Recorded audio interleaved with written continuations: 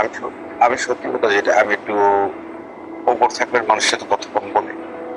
10 জন 10 রকম, অনেক মানুষ আছে না, তার জন্য। আচ্ছা আচ্ছা, বুঝতে পারছি। আমি কি আজকে অনেকবার আসলো, ওয়েলকাম করলাম সাথে সালাম দেন, সালাম দেন, সালামটা নেই, মনে মনে নেই, এতটুকু ভালোটা ভালোটা আমি এত কিছু করি না আর কি। এরপরে ভালো দিকে আমি ভালো উত্তর দিই। এরপরে তো না সালামের জবাব দিয়ে দেবো। সালামটা মনে মনে নিয়ে তারপর দিয়ে দেবো আর কি। ভালো।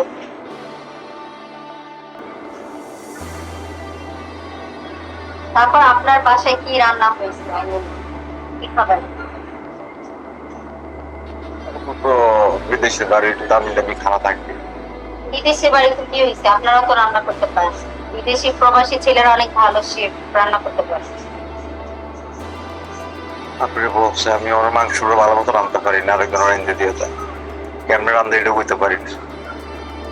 গরুর মাংস না পারলে মুরগি পারেন, মুরগি না পারলে মাছ পারেন, কিছু তো একটা অবশ্যই রান্না করতে পারেন, এমন যে না কিছুই পারেন না এটা বিশ্বাস করুন। আমি শুধু পারি শুধু বত্তাটা আর ডিমটা, এতটুকু, আর কোনো কিছু না। আমার মতো সেম। আমি মাংস টাংস মাছ ওইভাবে পারি না, বাট ভর্তা, ডিম ভাজা আর হালকা পাতলা ভাজি ভুজি ভালো পারি। ভর্তাটা ভালো। আমরা তো ডিম আছে তো চলবো, আর কত থাকবে চল, আরেকজনের যে ডাইলটা রান্নাবো শেষ। ডাল রান্না করতে পারি, ডাল হয় মোটামুটি ভালোই করতে পারি। আর এমনি তো সবকিছু কাঁচা কাঁচা খারাপ পড়ে, দেখা যাচ্ছে মাংসটা একটু পুরো হালকা কাঁচা, খুব ভালো লাগে, টেস্টি লাগে। পরে কি কাঁচার কথা ফোনে কুপন টাকারে বড়া দিয়ে লিছি। তারপর টমেটোটা আর বেশি করে আছে না লেবুর টকটা সালাদ করে খাইবেন, সালাদে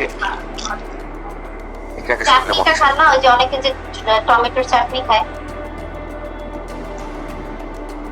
টমেটো চাটনি এটা তো পেট না, এটা বারবিকিউ আছে দেশে, টমেটো চাটনির মতনে অ্যাভেলেবেল পাওয়া যায়, ঠিক আছে, প্যাকেটও পাওয়া যায়।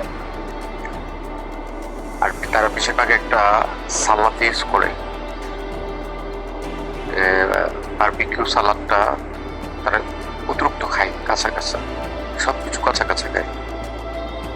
আপনার মতো জ্বালাইয়া পড়ে মজুইসা না পুরে পুরে খাইতে হবো তা না, একটু সিদ্ধ টাইপের আর কি।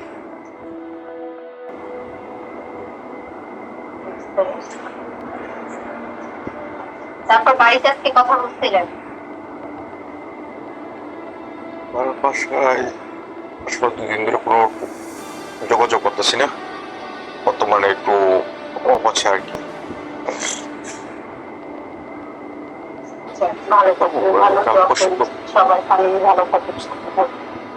কাল পরশু কথা বলবো, দেখি, যে তো আপনার মনে করে দিছিল।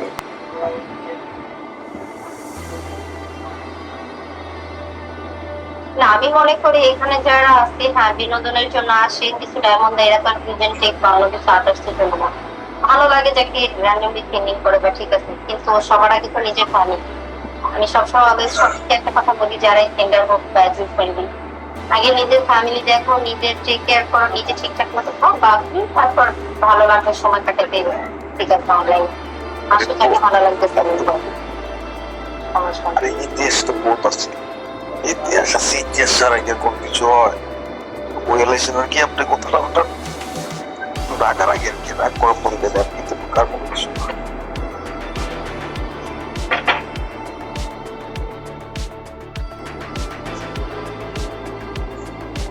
6টা বছরের টাকার হিসাব দিতে পারতেছে না বড় ভাই, 6টা বছর। 6 বছর?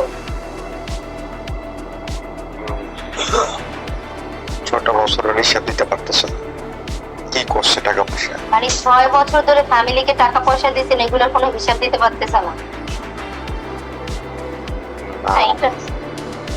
এটা খুব খারাপ, ব্যাড। একটা ছেলে বাহিরে গেছে, প্রবাসে গেছে, রোদ নাই বৃষ্টি নাই, কত পরিশ্রম কত কষ্ট করে সে টাকা ইনকাম করে, সে তার নিজের ফ্যামিলিকে বিশ্বাস করে টাকা পয়সা গুলো দিচ্ছে, এটা তার ফ্যামিলি সম্পদ হিসেবে করে রাখবে। তখন আপনি যদি আমার জায়গাটা হন তখন আপনি কি করতেন সেটা বলুন তো। আমি যদি আপনার জায়গায় থাকতাম তাহলে অবশ্যই ফ্যামিলির কাছ থেকে, যেটা আমি আমার দিক থেকে বলি, আমি যদি ছেলে হতাম আমি আমার ফ্যামিলির কাছ থেকে বিচ্ছিন্ন অবশ্যই হতাম 100%। কারণ আমি এত পরিশ্রম করে মাথার ঘাম পায়ে ফেলে আমি 6 বছর যতটুকু পারছি আমি আমার সামর্থ্য মতো তোমাদেরকে দিচ্ছি। তোমরা আমার বাবা মা, তোমরা আমার আপন জন, বাবার যদি ওয়াইফও থাকে, আমার বাচ্চা কাচ্চা থাকে, তোমরা আমার আপন জন, তোমরা আমার টাকা সেভ করে রাখবা। তোমরা যদি আমার টাকা ধ্বংস করে ফেলো তো তোমাদের মতো ফ্যামিলি আমার দরকার নেই। আমি আমার দিক থেকে বলবো, তাহলে আমি হয়তো আলাদা হয়ে যেতাম বা তাদের সাথে আর সম্পর্ক রাখতাম। এত কষ্ট করে প্রবাসীদের টাকা সবচেয়ে বেশি যদি কষ্ট দেয় টাকা হয়, সেটা হচ্ছে প্রবাসীদের। আবার একটা বক্সল দিয়েছে, তোমার জন্য তো মেয়ে চেয়েছি, তুমি এসে পড়ো। আমি তো ওই আপনারা আমার জন্য মেয়ে চেয়েছে, জিবির আসসালাম এসে পড়তাম। ওই জায়গাটা এমন কি করবো আমি, কোনো পয়দা আছে? না, এটা খুব খারাপ করছে। কারণ এত কষ্ট করে টাকা ইনকাম করে নিজের ফ্যামিলিকে বিশ্বাস করে টাকা পয়সা গুলো দিতে, এই জন্যই বুঝছেন ভবিষ্যতে এই ভুলটা করবেন না। যা ইনকাম করবেন নিজের নামে একটা অ্যাকাউন্ট করবেন, ওই অ্যাকাউন্টে টাকা পয়সা ফালাইতে বলবেন। আজকে আপনি অসুস্থ হইলে কালকে আপনাকে কি দেখবে? কেউ দেখবে না। আপনার টাকা থাকলে সবাই আপনাকে দেখবে, আপনার টাকাটা কেউ আপনাকে দাম দেবে। আমার থেকে লাগতেছে যখন আমি আরো 12টা বছর আসলে পিছিয়ে গেছি, আমাকে এরকম লাগতেছে।